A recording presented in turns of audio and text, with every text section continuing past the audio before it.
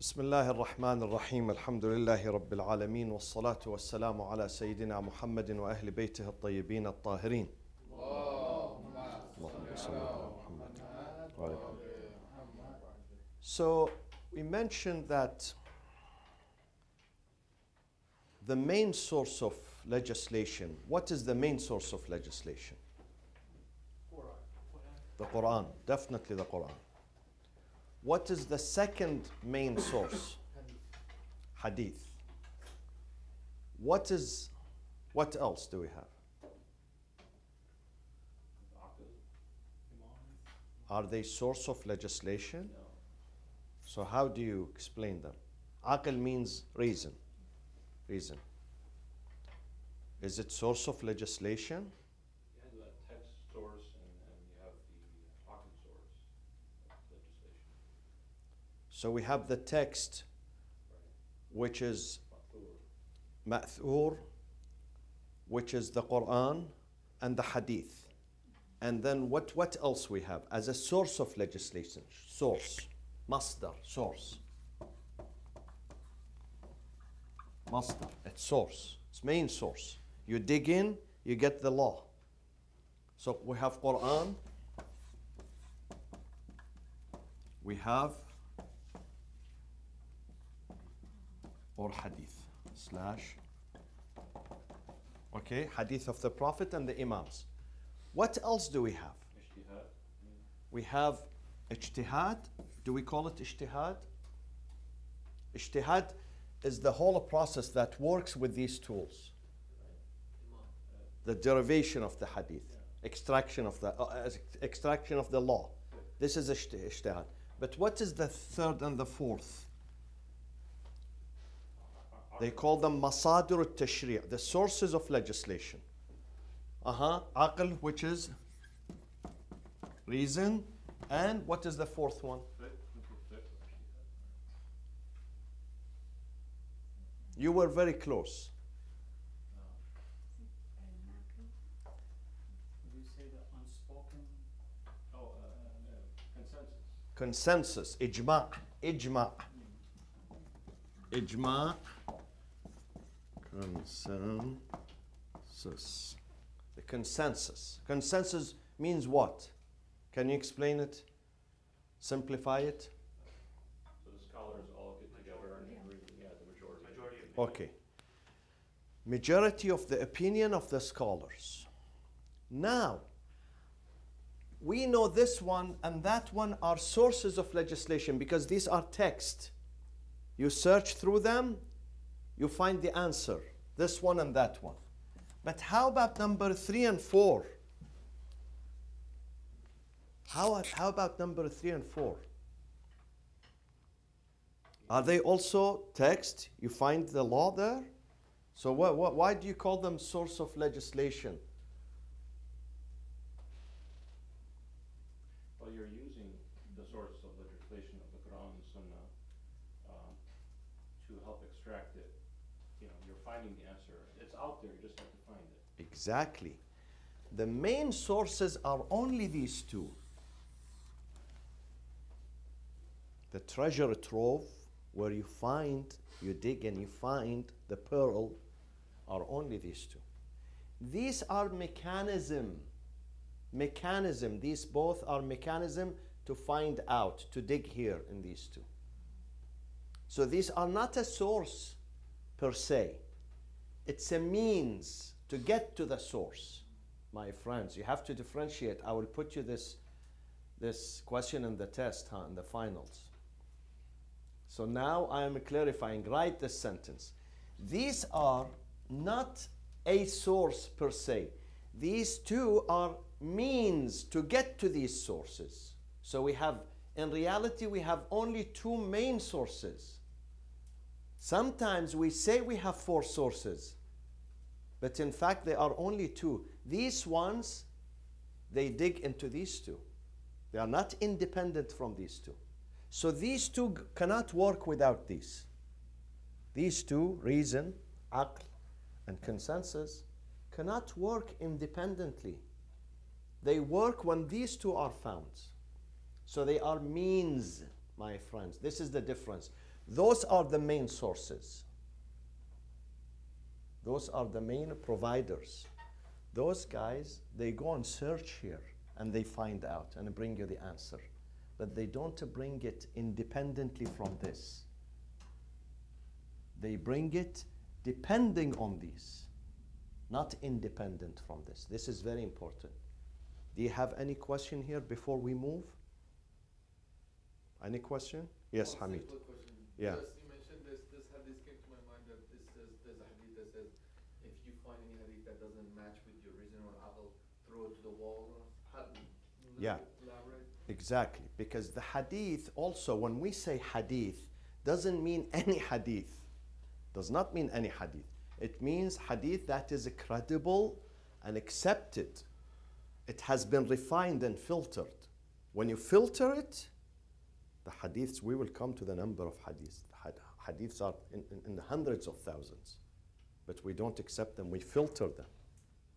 And in fact, the second lesson topic today is about the fabrication in the hadith. So not any hadith, the hadith which is authentic and it has been filtered. Then that hadith, when the hadith is filtered and we are 100% sure that this hadith is authentic, is not fabrication, then reason will use that hadith.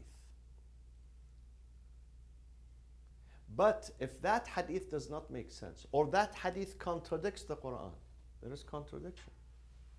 There is contradiction between the statement of the hadith and the statement of the Quran. Then we throw it away definitely. Quran comes first. So the first source is Quran, the second is hadith. And reason and consensus, they depend on these. They depend on these. They don't work independently. They work dependently on these two.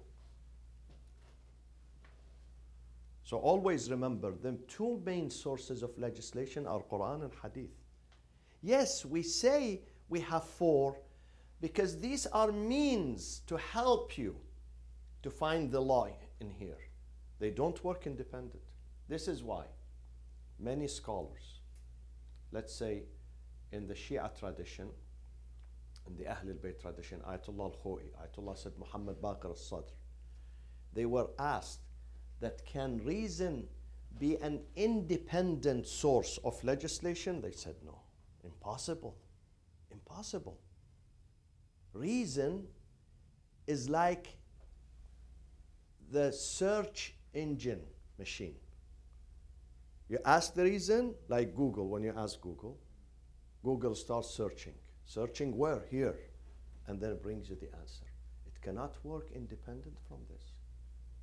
So they have been asked that can sometimes reason independently without the help of these two give you an answer? They say no. When we say reason, reason depending on this, on wahi, not reason without wahi. Even if they tell you the dalil, the evidence, ad-dalil al-aqli. What does it mean, dalil al-aqli? What does it mean?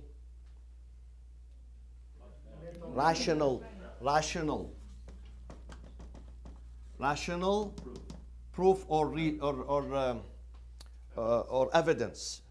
Rational evidence does not mean rational without the naql. This is dalil al-naqli. This is ad-dalil. These two, number 1 and 2, ad-dalil al-what? Huh? What do we call them? Hamidullah. Al-naqli. Not nuqli, huh? Naqli. Naqli versus aqli. This is aqli, this is naqli. Naqli is naql, narration, text. So dalil al-aqli cannot be independent from naql. It depends on naql. It finds out their answer in the naql. Because otherwise it will become a personal opinion. Exactly. This is why.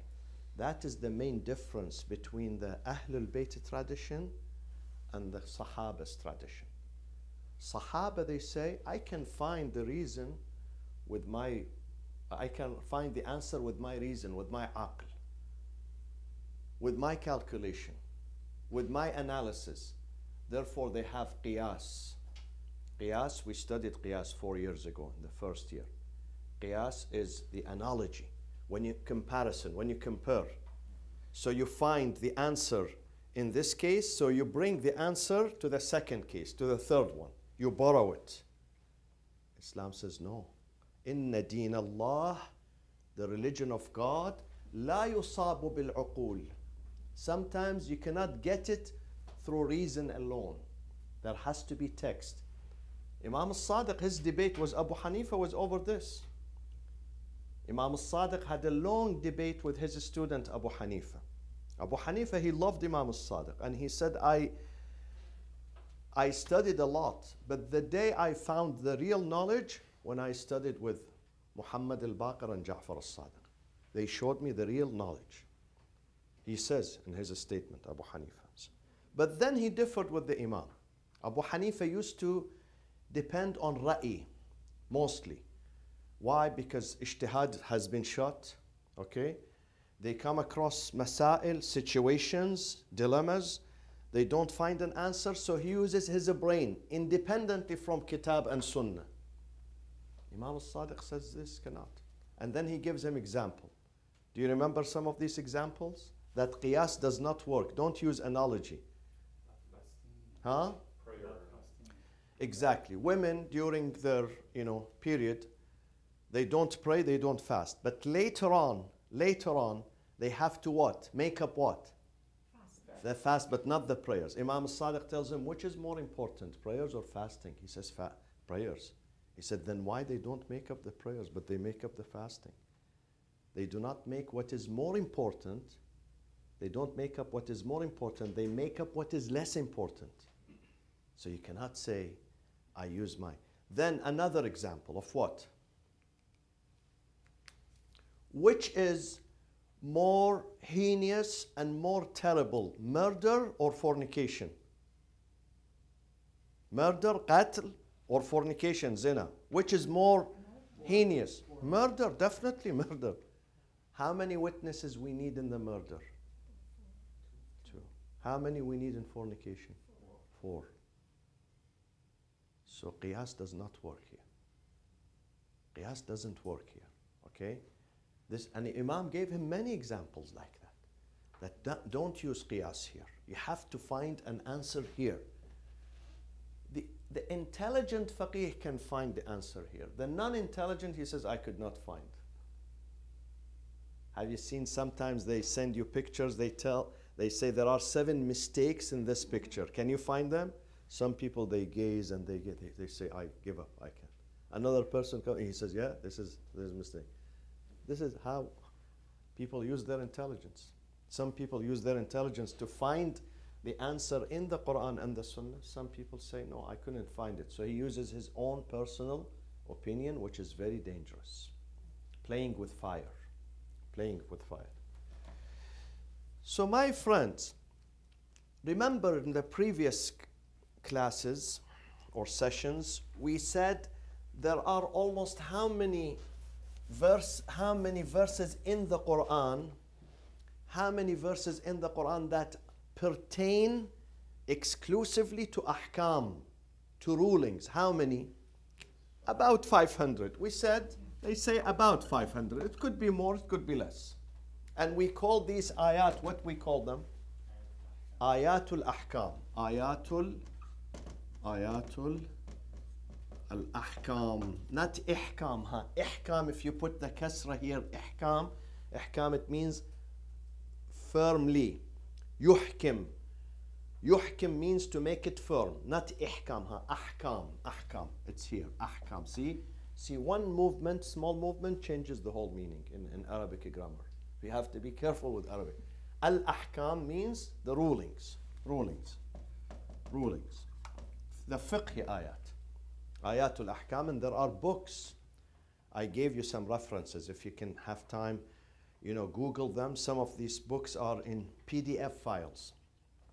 In the Sunni tradition and the Shia tradition, there are books written exclusively that shows you these verses, and they elaborate on them. They explain them. Ayatul ahkam in both traditions.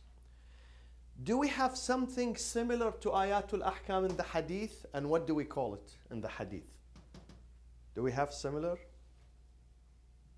Hmm? Similar in what sense?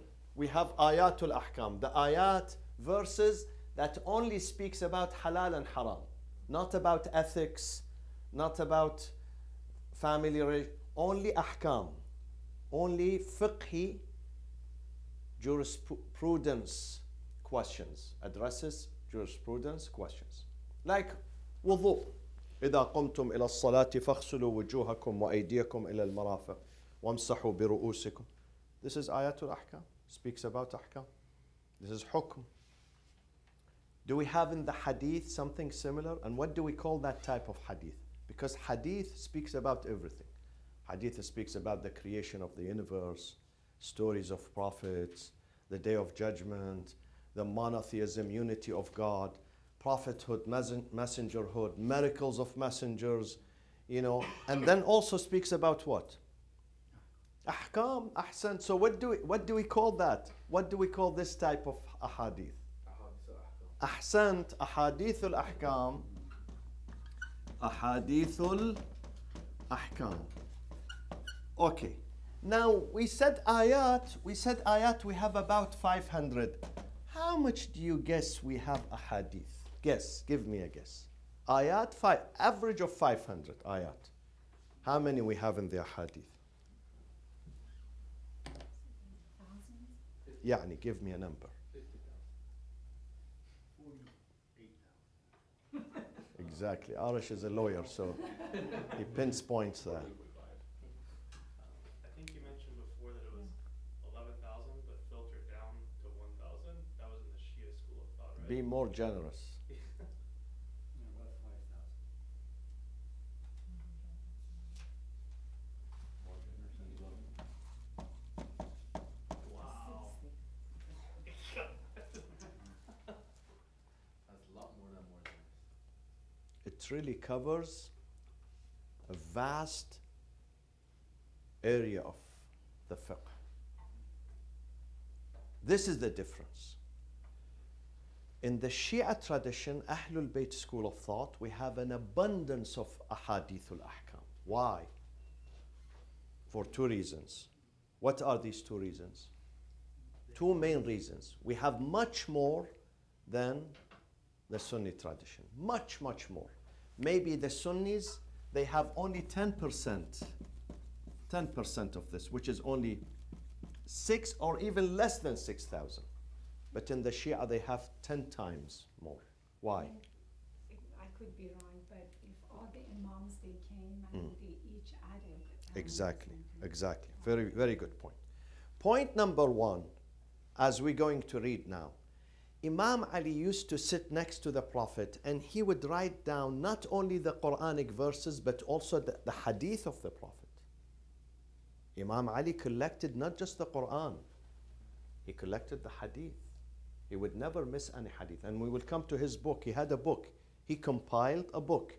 Imam Ali compiled two things. One, he compiled the Quran. He gathered Jam'ul Quran. He gathered the Quran during the time of the Prophet. Then he organized it after the death of the Prophet, according to the will and the direction of the Prophet. So he did the Quran, put it together. The other thing, he did the hadith. So he was with the Prophet.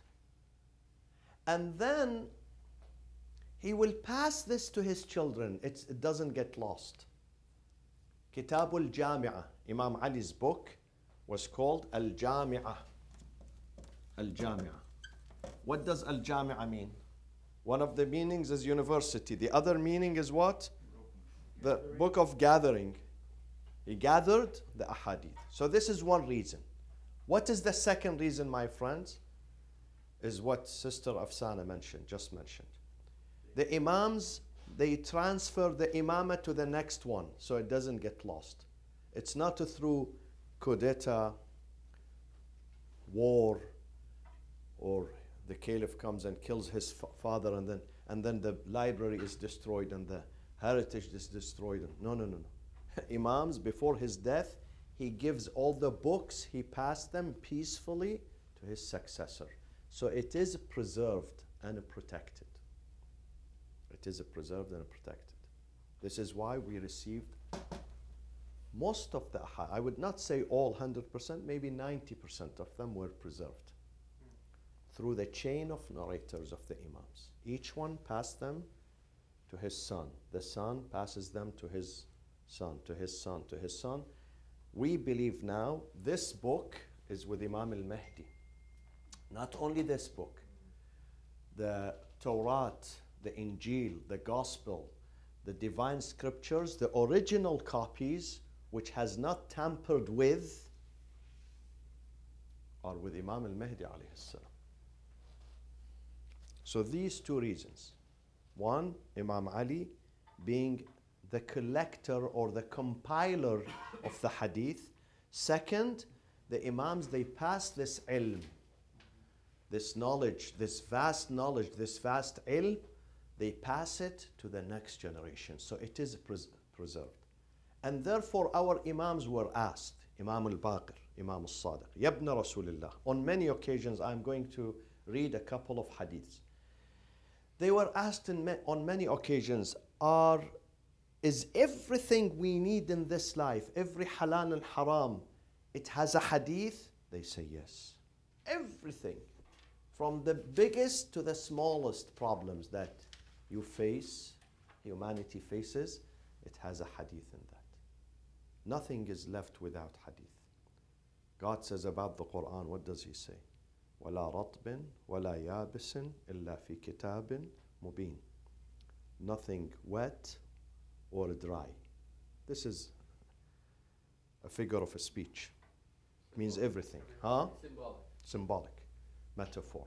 وَلَا رَطْبٍ وَلَا يَابِسٍ إِلَّا, except it had been covered في كتاب مبين, clear. واضح, مبين, clear. Easy.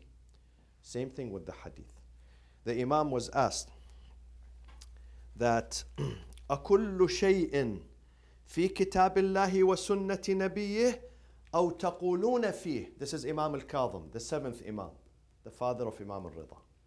Someone comes to him, he says to him, Yabna Rasulullah, everything we can find, every answer we can find in Kitab Allah wa Sunnati Nabiyyih, Kitab and Sunnah, or you bring am taqulun, or you give us your personal opinion. Am taquluna fi. Taqulun, when I give my personal opinion. Am taquluna fi. The answer came, بل كل شيء في كتاب الله وسنة نبيه.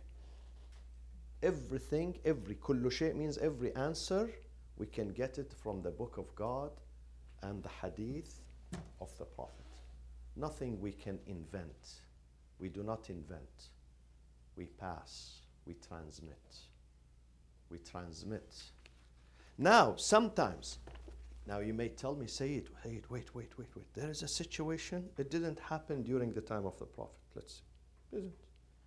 And now it happened after the time of the Prophet, during the time of Imam al-Sadiq. The Prophet never commented. He never commented on this situation. How can Imam al-Sadiq bring me an answer? He has divine inspiration. He's a ma'soom. He's got all the knowledge that came down. But he's saying, my answers are from the Prophet. And he doesn't stray from all of that. He doesn't stray. He doesn't stray.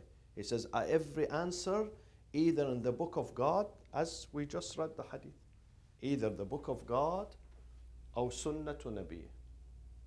But this situation is new. It happened 100 years after the Prophet.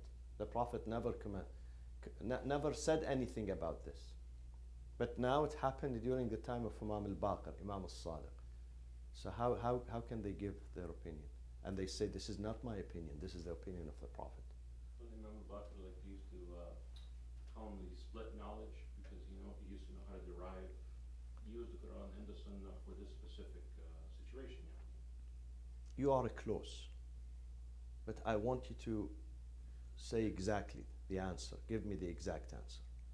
He's doing ijtihad basically, driving from the hadith and sunnah, driving, like if it's A and B equals C, and like getting the derivative from another hadith, similar one. The basis and principles are Exactly. The basis, the maxim, the Prophet set the maxim. Then it is your job to go and get it from there. He gave you the guidelines, the main principles. So the Prophet mentioned the main principles. Maybe he did not address this very specific mas'ala. He didn't address it. But he gave you the guideline, the main principle, the maxim, the general law. So when you read it, you say, oh yeah, this one applies to this situation. This applies to our situation. So he gets it. But it has roots. Not it is rootless. It has root in the Quran or the Sunnah of the Prophet. Another hadith. Another hadith.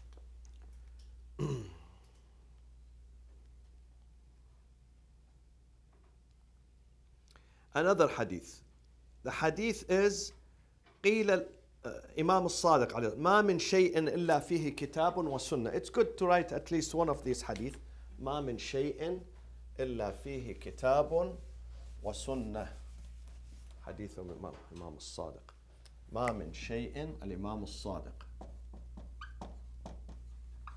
عليه السلام ما من شيء there is nothing but إلا means but فيه كتاب book كتاب means the Quran أو sunnah means the hadith.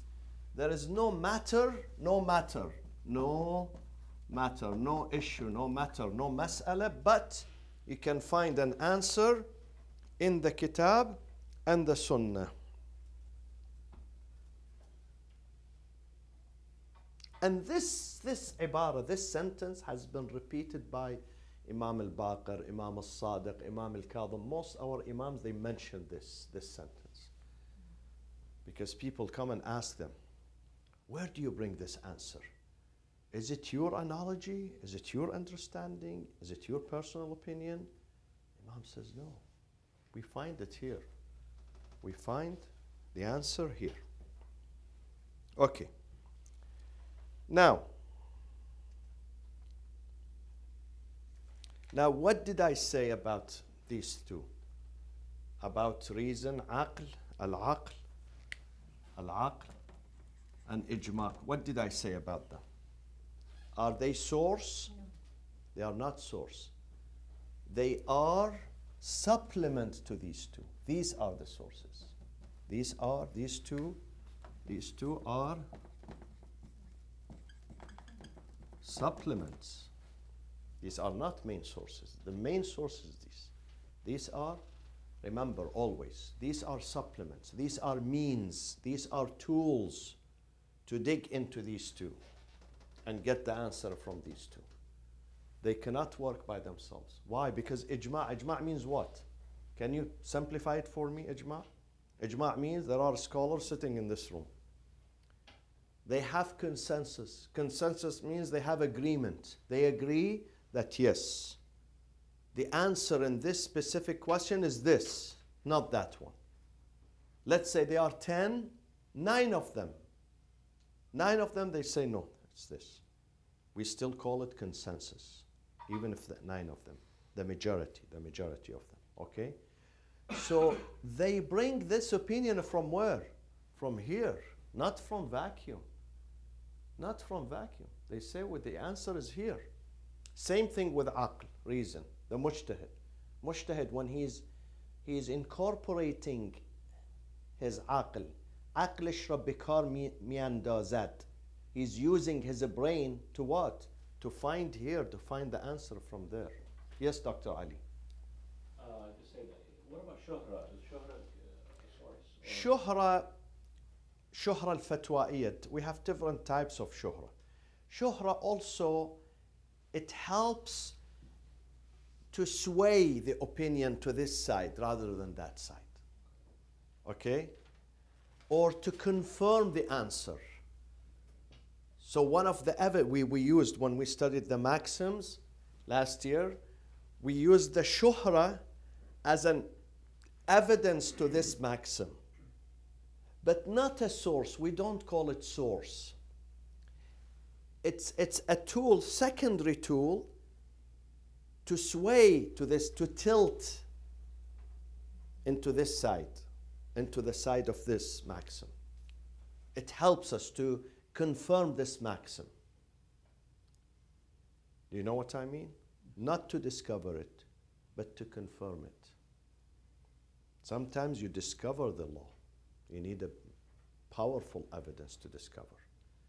And sometimes you already discovered it, but you are supporting it. Shuhra is when you support it. Dr. Ali, did you get it? Yes. So shuhra is supportive, not a means for discovery. Right. It's not a means for discovery. Okay, now, where are we? Now, how many do you think Bukhari has? Bukhari is the most important book, isn't it? The most important book after the Quran.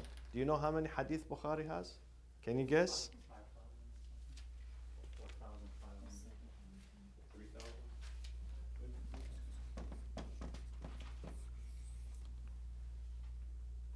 Bukhari.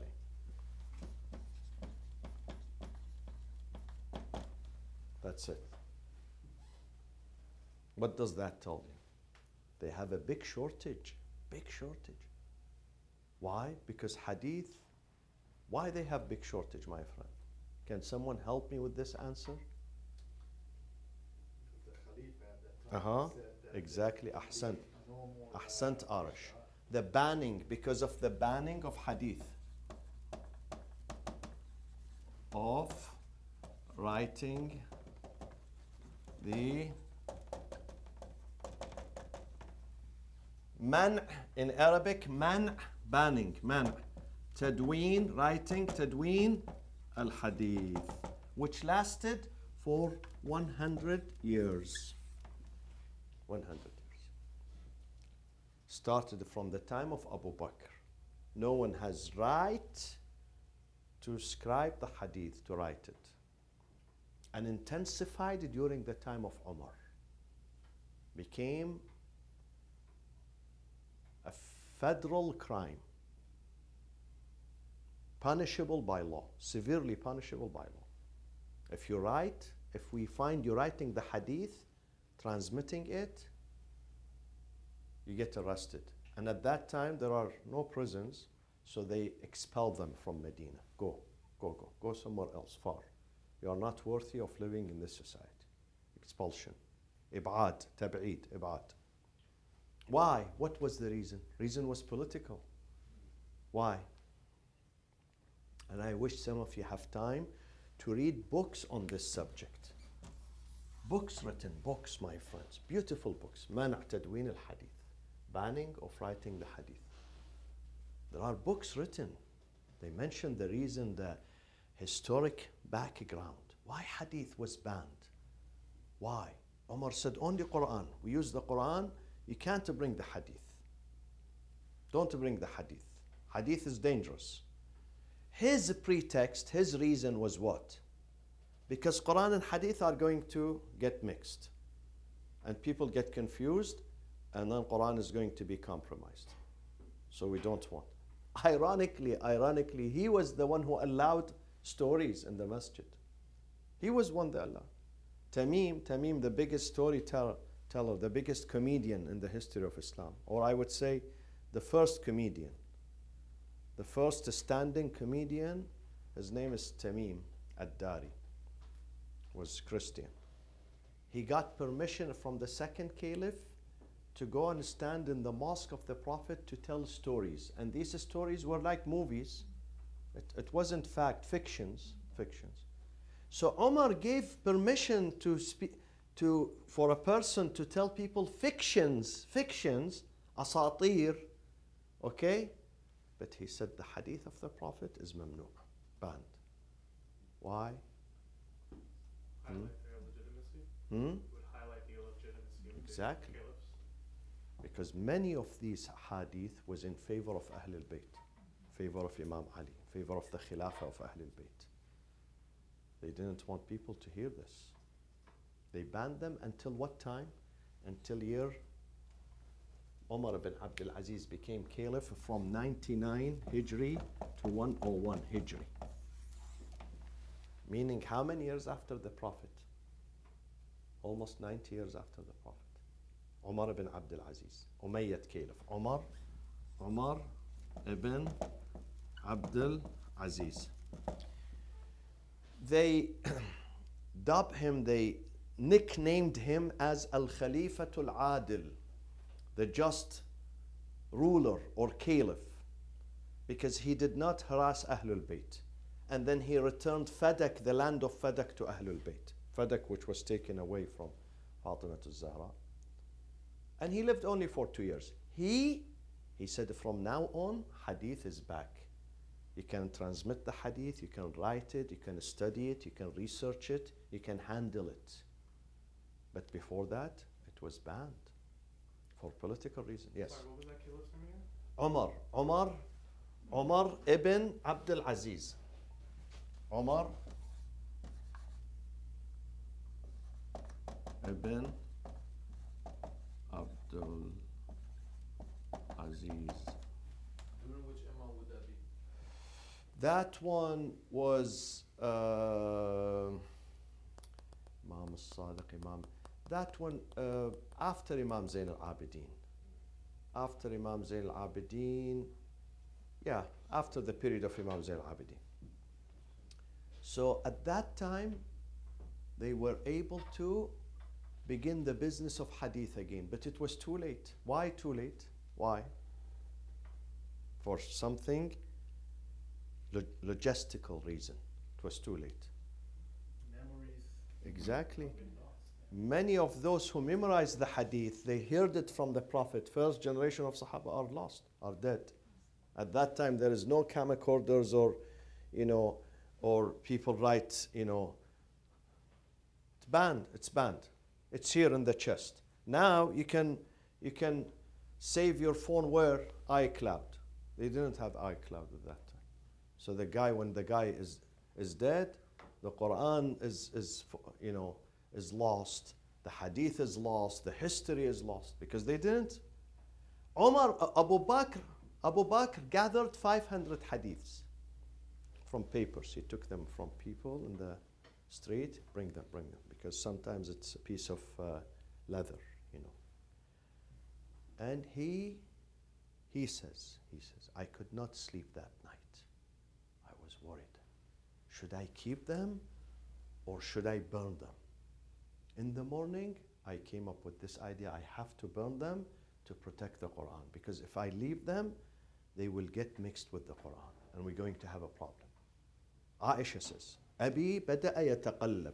He was rolling over that night. He couldn't sleep until morning. In the morning, he said, no, khalas, my final decision is to burn the hadith. But then it intensified during the time of Umar, because Umar stayed longer. Abu Bakr stayed for only 2 years, 2 and a few months. Umar stayed more than 10 years. Umar banned this. It became an official ban. Nobody can, like vaping today. It's going to be banned soon. So, because this is dangerous business. So Maulana, nobody went against that? They could not. The state is strong. It's like China. Can you go against China? Someone individual signed. Ahlul Bayt, they were. Ahlul Bayt and their followers, because they cannot tamper with Imam Ali, Imam Hassan, Imam Hussein, Imam Zain al-Abidin. They cannot. Ahlul Bayt, either they memorize the hadith or they have it with them. The only opposition to this were Ahlul Bayt, the family of the Prophet. Otherwise, the rest, they follow the majority. They follow the majority. Don't tell me about freedom of opinion. There were no freedom of opinion, no freedom of expression, no freedom of political activities. Khalas, you do bay'ah with the hakim. The ruler is your wali, your guardian. He represents God. Anything you say against him, you are expelled. Of course, later on you are killed. During the time of Abu Bakr and Umar, expulsion. Even the Radda, Hurub al-Radda, if you Google this, Hurub al-Radda, my friends, it's the wars, Hurub al-Radda. Hurub. If you Google this, al-Ridda, al-Ridda. Ridda means reversion. Reversion. Meaning that they were Muslims, they reverted back. In fact, it wasn't. They tell you the history of the government, the history of the companions, the Sunni tradition. They tell you those were terrible people. We had to, because they didn't want to give zakat. After the death of the Prophet, they said, it wasn't like that. Most of them, they said, we don't accept the legitimacy of the ruler because we did bay'ah with Ali. Now there is someone else. It's like you go to the ballot box, you put the name of, let's say, this president, all the people, and then later on another president emerges, another person. This was the main reason, Hurub al-Ridda. And they were killed. They were brutally put down. Brutally. And this was during the time of Abu Bakr. So no opposition, no opposition, no opposition. The only one who allowed opposition, mu'arada, was Ali ibn Abi Talib. When he came to Kufa, many people said, we don't like you. Sahaba, can you imagine? Sahaba of the Prophet said, we don't like you. We are not going to shake hand with you. He said, okay, no problem. Don't shake hand with me. Don't pay me allegiance. Don't do bay'ah with me. But at the same time, don't be troublemakers. Be peaceful. Don't stir tension in the society. I'm not expecting you to shake hand with me. Don't recognize me as caliph. Don't. No problem. I have no problem with that. The one before him, they had zero tolerance. If you don't do bay'ah with the caliph, you are what? Huh? What they call it in political, mutiny. Not a mutiny, but you are, traitor, yeah. Because you have to put your hand in his hand. Imam Ali said, no, I'm not like that. Don't shake hand with me. But at the same time, let's keep the peace in the society. Which they didn't, of course. They didn't. We had 3 wars. We had Jamal, we had Siffin, and we had Nahrawan. They didn't. Because of the leniency of Ali. Ali was lenient. They took advantage of his leniency. Ali was not a brutal. He was lenient. But he gave them the right to oppose him, no problem. The first caliph who really gave a freedom of opposition, freedom of expression, was Ali ibn Abi Talib. Otherwise, the rest, before him and after him, zero tolerance with, and it went even very worse during the time of Muawiyah ibn Abi Sufyan. Muawiyah went after all the Sahaba, the remaining of them, of course. Those Sahaba were now in their 70s and 80s and 90s, and he murdered them one after the other. Remember Furqan in the Islamic Republic after the revolution? We had this Furqan organization who terrorized Shaheed Mutahhari, Mufattih, Fulan. Muawiyah did the same. He had a squadron or squad of terrorists. They go after this and that. If you don't pay allegiance to Muawiyah, if you are from Ali's party, immediate terror. This was his answer. This is what he was able to rule. What happened after Umar ibn Abdul Aziz? The hadith. Was it banned again, or No, it wasn't banned. No, it wasn't banned. But the problem, it was too late. It could not catch up with the Shia.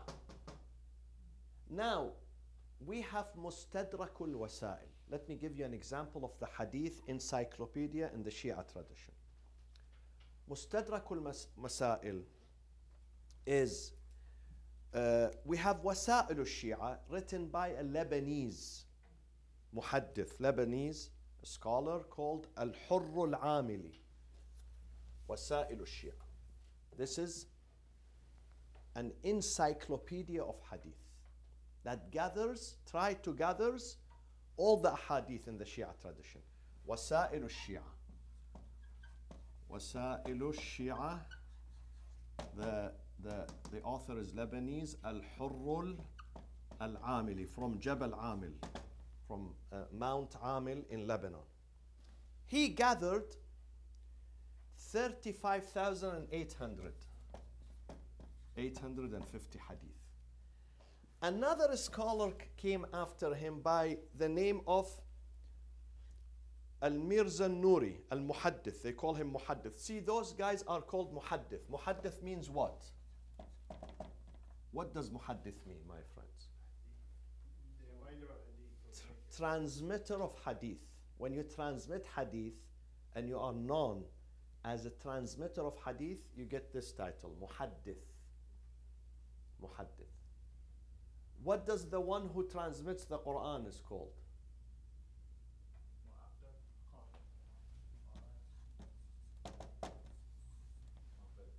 Not Hafid al-Asad, huh? Hafid. Hafid is the one who transmits the Quran. Memorize it, and it transmits. The hadith is muhaddith. Those people, they memorize and they transmit. So after him came Muhaddith al-Nuri, Al-Muhaddith al-Nuri, Iranian, and he said he finished the work of Hurr al-Amili. He searched for other hadiths that Hurr al-Amili could not find them, and he put them in his book, and he gathered how many? 23,000. 23,000 that Hurr al-Amili could not find. So total of what? How much we have here? 58, 850 that are written in these two books. Wasa'il al-Shi'a, Muhaddith al-Nuri, he called his book Mustadrak al-Wasa'il. Mustadrak al-Wasa'il. Mustadrak means what? Something that's understood. No. Mustadrak means hadiths that were left out. They were not gathered here. So I came and I gathered. I searched more and more and more. I found more. It's called Mustadrak al-Wasa'il. So two scholars, Hurr al-Amili, Muhaddith al-Nuri, both, they worked almost 60,000 hadith.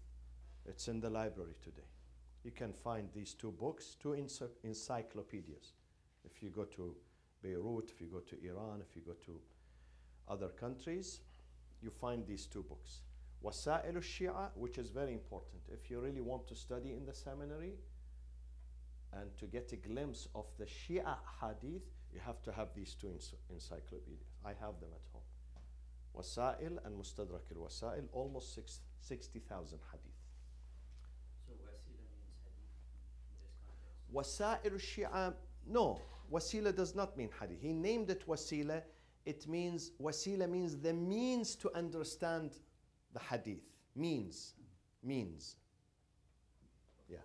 Wasa'il. Yeah. Okay? So it shows you that in the school of Ahlul Bayt, they are far more advanced when it comes to ayat al-ahadith al-ahkam. They are far more advanced than others. Why? Because they really preserve the hadith. Let me just conclude with the story of Imam Ali. How did he collect the hadith? This is what he says. I cry when I read this. This riwayah is in Kafi. By the way, Kafi is the very first collection of hadith. These are recent ones, huh? Recent ones. But the Kafi is the very first collection. Kafi by whom? Who wrote the Kafi? Kulaini, Sheikh al-Kulaini. Where is Kulain, my friends? Where is Kulain? Kulain is a small village north of Tehran. I've been there myself. Small village today. If you go north in the mountain. Small village in the mountain called Kulain. Yes? Yeah. He wrote Al-Kafi. So he said this hadith is written in Kitab al-Kafi. Kitab al-Kafi, and the author is Al-Kulaini. Kulaini. About Imam Ali. How did Imam Ali document the hadith. This is what he says. Imam Ali says himself. He says, وَكُنْتُ أَدْخُلُ عَلَى رَسُولِ اللَّهِ صلى الله عليه وآله وسلم. I had a special visit every single day to the Prophet. كُلَّ يَوْمٍ دَخْلَةٍ وَكُلُّ لَيْلَةٍ دَخْلَةٍ. During the day one visit and during the night one visit. Because they were neighbors. Wall to wall. You don't have to drive on 57 every day, 25 miles. Wall to wall. So he will find him privately. He has a private audience with him during the day, private audience during the night. أدور معه حيث دار. I follow the Prophet wherever he goes. وقد علم أصحاب رسول الله. The companions of the Prophet, they know this very well. أنه لم يصنع ذلك بأحد من الناس غيري. The Prophet never had someone who's almost attached to him, who follows the Prophet 24/7, except me. Except me. I was the only one. فربما كان في بيتي يأتيني رسول الله أكثر من ذلك في بيته. Sometimes the Prophet would visit me in my room. Bayt means room because they didn't have big homes. Room, only one single room. So he would come to me more than me going to him. He will come to my house. وَكُنْتُ إِذَا دَخَلْتُ عَلَيْهِ. Please write this down. Once I enter upon the Prophet, وَكُنْتُ إِذَا دَخَلْتُ عَلَيْهِ بَعْضَ مَنَازِلِهِ أَخْلَانِ. If I go and visit him in some of his rooms, because the Prophet has 9 or 10 or 11 rooms, each wife has one room. أخلاني. أخلاني means we sit together in a private audience. وَأَقَامَ عَنِّي نِسَاءَهُ. He would ask his wives to leave because they have a private session. فَلَا يَبْقَى عِنْدَهُ غَيْرِي. I am the only one in the room with him. وَإِذَا أَتَانِي لِلْخِلْوَةِ مَعِي فِي مَنْزِلِي. If he comes to visit me in my house, in my room, لَمْ يُقِمْ عَنِّي فَاطِمَةٌ وَلَا أَحَدٌ ابْنَيْ. He would not ask Fatima to leave the room, neither my 2 sons, Hassan and Hussein. He would leave them in the room. وَكُنْتُ إِذَا سَأَلْتُهُ أَجَابَنِي. Whenever I ask him, he answers me. وَإِذَا سَكَتْتُ عَنْهُ. If I don't ask, let's say today I'm not asking. وَفُنِيَتْ مَسَائِلِ. I don't have a question to ask. ابْتَدَأَنِي. He will speak even if I don't ask. فَمَا نَزَلَتْ.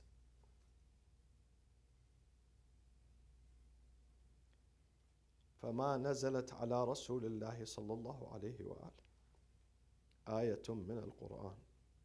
Not a single verse came upon the Prophet. إلا أقرأنيها. He will teach me how to recite it. وأملاها علي. And then he will dictate it to me so I write it. Number 1, he will teach me how to recite. أقرأنيها. Number 2, he will dictate it, the verse. He will dictate the verse upon me so I can write it. فَكَتَبْتُهَا بِخَطِّي. I wrote it with my handwriting. وَعَلَّمَنِي تَأْوِيلَهَا. He taught me the inner meaning of the ayah, not just the outer meaning. The ta'wil, the real meaning. وَتَفْسِيرَهَا. The explanation of the ayah. وَنَاسِخَهَا وَمَنْسُوخَهَا وَمُحْكَمَهَا وَمُتَشَابِهَهَا. You know, in the Quran we have muhkam and mutashabih. What does muhkam mean? It means Determined. And what does mutashabih mean? symbolic. Symbolic, metaphoric. So the Prophet says this is symbolic. This is determined. He teaches Imam Ali. وَخَاصَّهَا وَعَامَّهَا. Because in the Quran we have general and we have specific. وَدَعَ اللَّهَ أَن يُعْطِيَنِي فَهْمَهَا وَحِفْظَهَا. And the Prophet would pray for me and ask God to endow upon me the understanding of the Quran and the memorization of the Quran. فَمَا نَسِيتُ آيَةً مِنْ كِتَابِ اللَّهِ. After his dua, his prayers, I never forgot a single verse of the book of God. وَلَا عِلْمًا أَمْلَاهُ عَلَيْهِ. Neither any piece of knowledge that he dictated upon me. I never forgot that. You know how many we learn? How much we learn and we forget? We learn today, tomorrow we forget. Imam Ali, when he learns something from the beginning, that's it. Sticks in his mind. وَلَا عِلْمًا أَمْلَاهُ عَلَيْهِ وَكَتَبْتُهُ مُنْذُ دَعَ اللَّهِ لِيَ بِمَا دَعَى. From the day he prayed for me, I never forgot anything. And then he puts it in a book, what he learned from the Prophet, other than the Quran. The Quran, he gathers the Quran in a book, and then he gathers the Hadith in another book, which is called what? Al-Jami'ah, or some people call it Kitabu Ali, the Book of Ali, or some people call it As-Sahifa. It has several names. They are all one book. Either Sahifa. Sahifa means when you put papers next to each other, becomes Sahifa. Or Kitabu Ali, the Book of Ali, or the Jami'ah, the gathering of the knowledge. وصلى الله وسلم على سيدنا محمد وأهل بيته الطيبين الطاهرين.